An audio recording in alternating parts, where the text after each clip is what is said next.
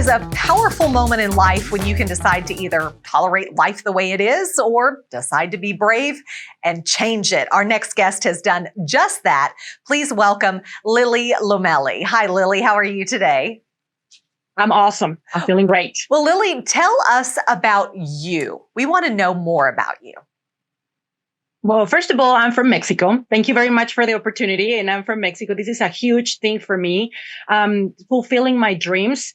And I have a business. I'm a master's degree in business administration. So I came here because I was looking for something else. I was in the search for purpose. And when I got here, things just got a little complicated, got a little out of, everybody has a plan. And I had that big plan. But when I got here, that plan hit me in the face and said, you know what? It's not going to be like that. So in that, having conflict, I don't want to say suffering, but yes, I did. I hurt a lot. I suffer from a lot of different things, but those are experiences that now I treasure because thanks to that, I was able to find my purpose. And now I'm doing what I'm doing. And thanks to all of those experiences. So what is your purpose in life? When I was going through all of that stuff, so I'm a mom. I'm a mom of two kids, 8-year-old boy and an 11 going on 19 girl, because apparently that's how it works. So I went through a divorce and it was very painful. I went through a lot of different traumatic experiences. Coming from a different country, it's just everything is so different in here, right? So I experienced a lot of pain and a lot of trauma.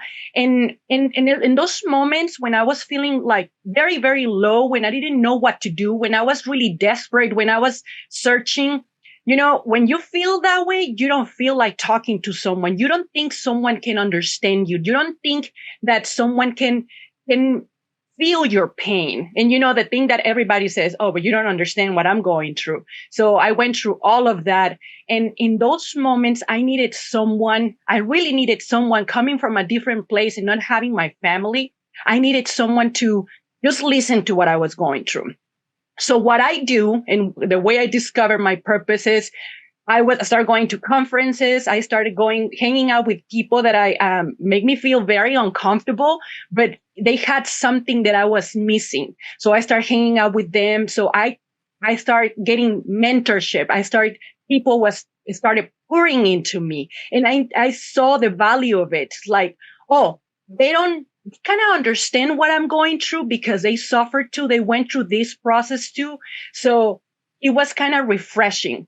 So in those moments when I was really, really low, I started listening to other people. The same way they were listening to me, I was listening to other people because I wanted to, listening to other people gave me confirmation that I wasn't alone, that there's other people searching and suffering and hurting and going through betrayal, that they're going through a lot of different stuff, but they don't speak up because they have shame and they have all that stuff that I was going through. So being able to listen to other people, just step outside of my problems and pay attention to what people was going through, helped me understand that I'm not alone, that we are all in the same boat. We are suffering and searching. And that was kind of refreshing. It's not like, oh, I feel good that everybody's suffering. No, it wasn't like that. It was more like, oh, wow, everybody's struggling just like me.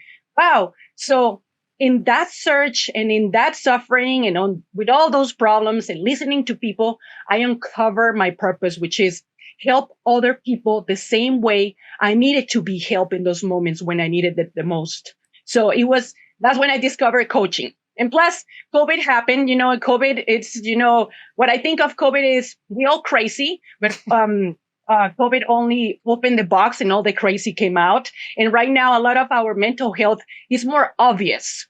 Now that's why everybody's talking about mental health. And that was the boom of coaching. So that's how I discovered through COVID and through all my experiences and to listen to people and their pain and their hurts and the confirmation that I had that I wasn't alone. So what do you think your strengths and even your weaknesses are and how you can help people?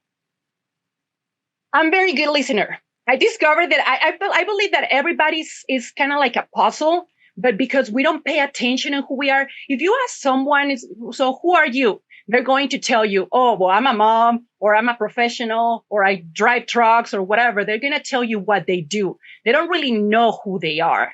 And that's one of my biggest strengths. I can see through that. I can see through when I say the puzzle, I can see all those pieces that are missing, and I'm capable to put it together.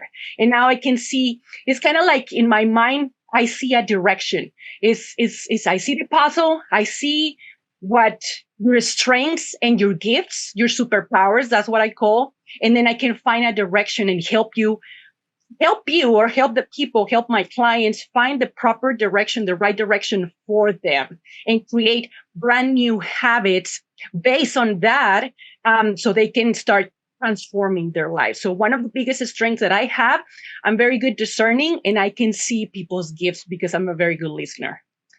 What does it mean to you, that first person that you coached and they had that aha moment like you did of, oh, I do have strengths. I'm not the only one going through this. What does that mean to you?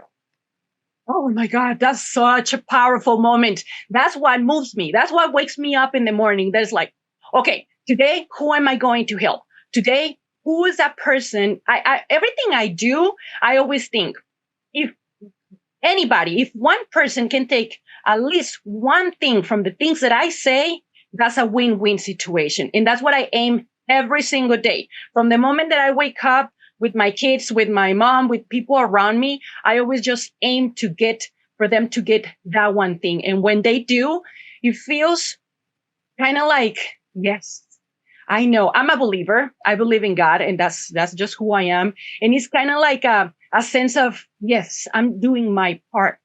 Yes, thank you. And it's a grateful moment for me because I know that I'm doing the right thing. And I thank myself for that too. It's not pride. It's just to be able to help my community and the people that are hurting. It's just it feels so good in my spirit. I know as a mom, we want to protect our kids from failure, but it sounds like some of the things that you went through, failure, disappointments, got you to where you are today. So how are you teaching your kids that it's okay to fail?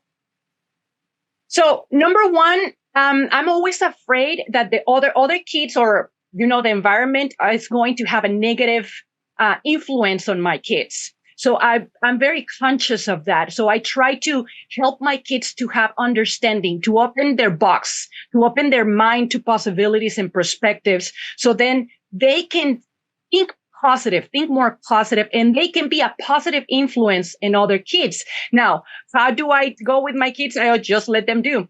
I let them do and make their mistakes, and I don't bail them out. I always say, nope, you did that. You deal with the consequences, and it's part of them taking responsibility and being accountable, because that's a lot of the things that we are missing. And we all need discipline. We need discipline to feel good, to feel safe. It's part of the human who we are in our nature. So I do practice a lot of discipline and structure, and I talk to them. I give them the freedom to speak, to say whatever they think, with me, not outside, but with me. So then we can have an open communication line, and that helps a lot. And that can also apply to businesses and their employees as well. Do you have a motto that you live by?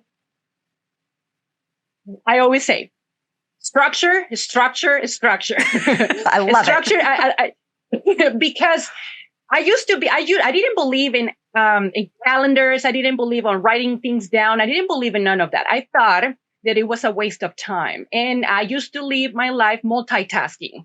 And then I realized that it's a mistake because you don't do things right.